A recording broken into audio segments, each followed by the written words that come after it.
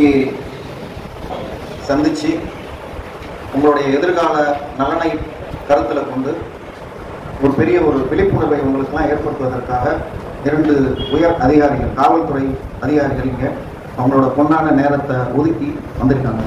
முதல் அதற்கு நாம் எல்லாரும் நன்றி சொல்லுவோம். Please clap your hands.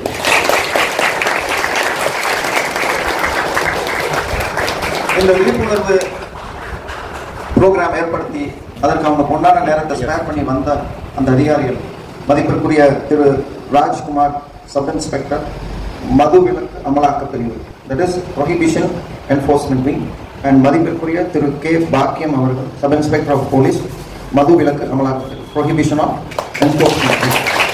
On behalf of our MD, Mr. Vairava, our beloved principal ma'am, staffs and students, I would wholeheartedly welcome our chief guest.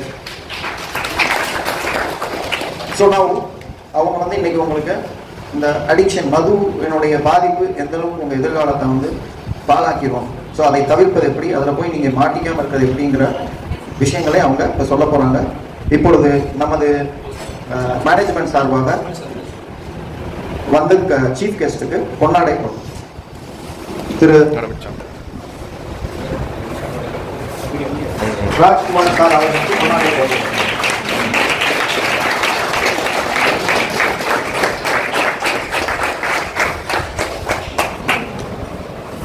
Thiru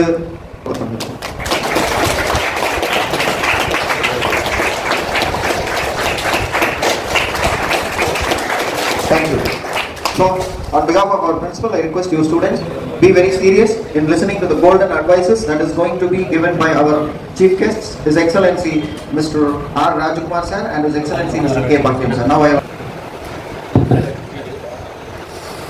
Master Management Studies நிர்வாகத்தில் உள்ள அனைத்து ஆசிரியர்களுக்கும், பிரின்சிபால் மேடம் அவங்களுக்கும் மற்றும் மாணவர் மற்றும் மாணவிகள் அனைவருக்கும் இனிய காலை வணக்கம்.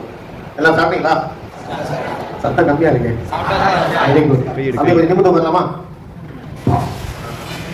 அப்போதான் நான் சொல்கிற விஷயம் கொஞ்சம் அட்டென்ஷன் வந்து லைஃப்பில் ரொம்ப முக்கியம். நம்ம ஒரு சில விஷயத்தை தடிக்க விழுவதே பார்த்தீங்கன்னா அட்டென்ஷன் டைவர்ஷன் தான்.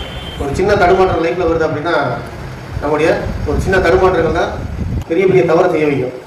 அதுக்கப்புறம் தான் நம்ம நினைப்போம் இந்த தவறு செஞ்சுட்டோம் அப்படின்ட்டு. சரிங்களா? எப்பயுமே அட்டென்ஷனாக இருக்க லைஃப்பில் யாருக்கையும் ஒரு சின்ன ஒரு விஷயத்தில் கூட தடிக்க விழுந்துறாரு. இப்போ நாங்கள் எதுக்காக இங்கே வந்திருக்கோம் அப்படின்னா, மதுரை சிட்டி போலீஸில் ஆன்டி ட்ரக் சொல்லி ஒரு கிளப் ஸ்டார்ட் பண்ணியிருக்கோம்.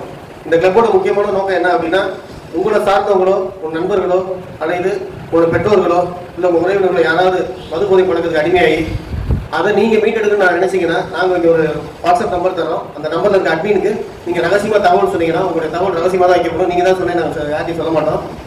அதுக்கப்புறம் உடனே அந்த நம்பரை நாங்கள் டேக் ஓவர் பண்ண மாட்டோம்.